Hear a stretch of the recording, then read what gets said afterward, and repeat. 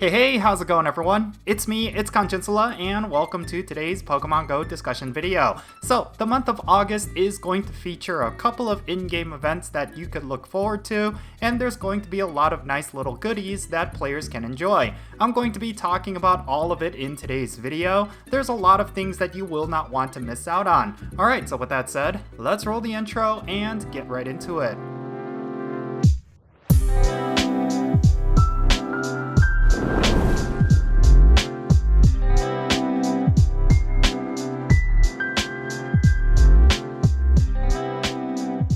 Alrighty, so the month of August is looking to be full of a bunch of in-game events. It's going to be very different from how it was in July. Of course, the big highlight here is that there's going to be 2 Pokemon Go Fest events during this month. There's of course going to be the in-person event that's going to be happening in Sapporo, Japan, and I do think it's going to set the stage for everything that's coming in the rest of the month. And then of course, at the end of the month, we're going to have the finale event, which is looking to be a global event that all Pokemon Go Fest ticket holders will be able to enjoy. We of course also have August Community Day, which is going to be happening on Saturday, August 13th, and it's going to feature the Pokemon Galarian Zigzagoon.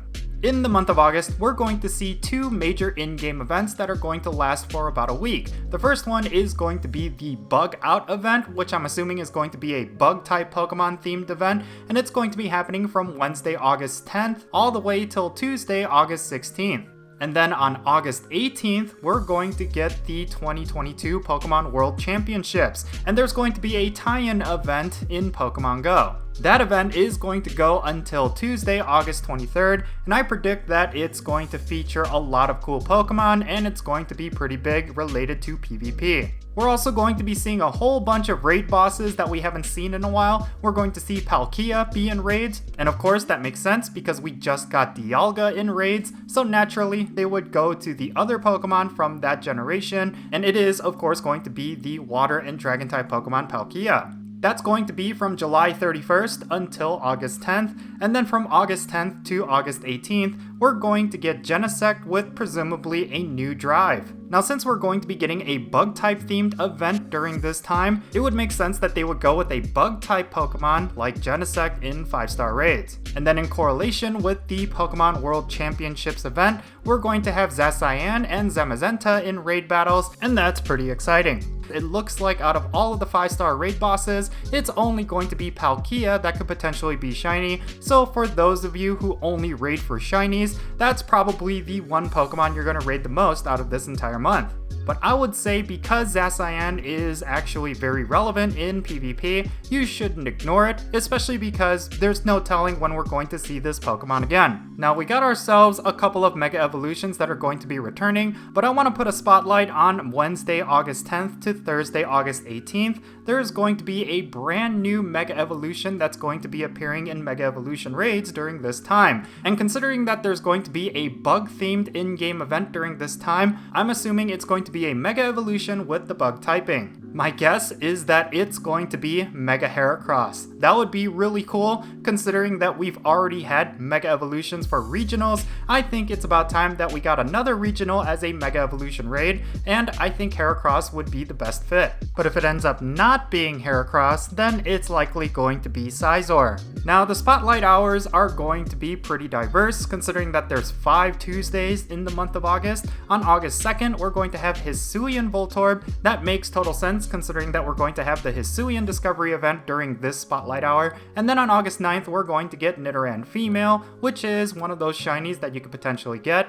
And then for the bug type event, we're going to have Joltik on August 16th. And then on August 23rd, we're going to have Nidoran Male. And then on August 30, we're going to have Pidove. Out of all of these, they can all be shiny except for Hisuian Voltorb and Joltik. But for Joltik, that does evolve into Galvantula, which is a very powerful Pokemon for the Great League. So this could be a great opportunity for you to collect Joltik candies, as well as a couple of Joltik that might have the best IVs for PvP. Now, the month of August is also going to introduce a couple of technical things to Pokémon GO. We're going to be able to get different languages that you can select as you play the game. I think this sort of feature will definitely open up a lot of doors for people to play with their friends and family, especially if not every member of that family speaks English. So yeah, there's a lot of good things that could happen with this little thing, so I am looking forward to its addition to Pokémon GO.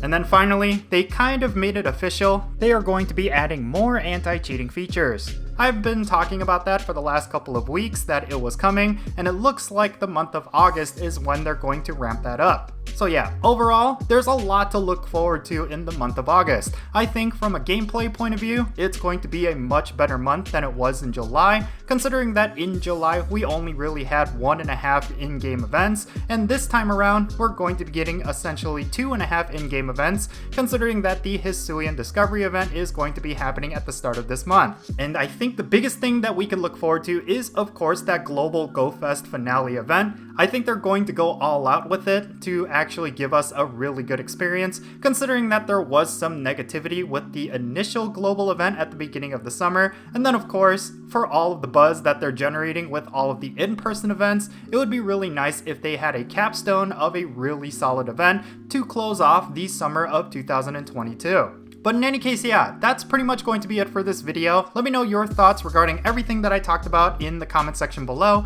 What are you looking forward to in the month of August? Definitely let me know and let's have a great discussion. And if you ended up enjoying this video and found it to be informative, make sure you hit that like button and subscribe if it's your first time here. And don't forget that little bell so you stay up to date on whenever I upload videos. And I want to give a quick shout out to my patrons on Patreon. You make this channel content possible. If you want to support my channel in any way, then do consider checking out the links in the description below. For all of my patrons, they get a permanent spot on my in-game friends list, so if you want to join me in remote raids or in different things like that, then do consider becoming a patron on my Patreon. Alright, and that's going to be it. I'm Count Jinsula. Be safe, have fun, love yourself, and I'll catch you all later.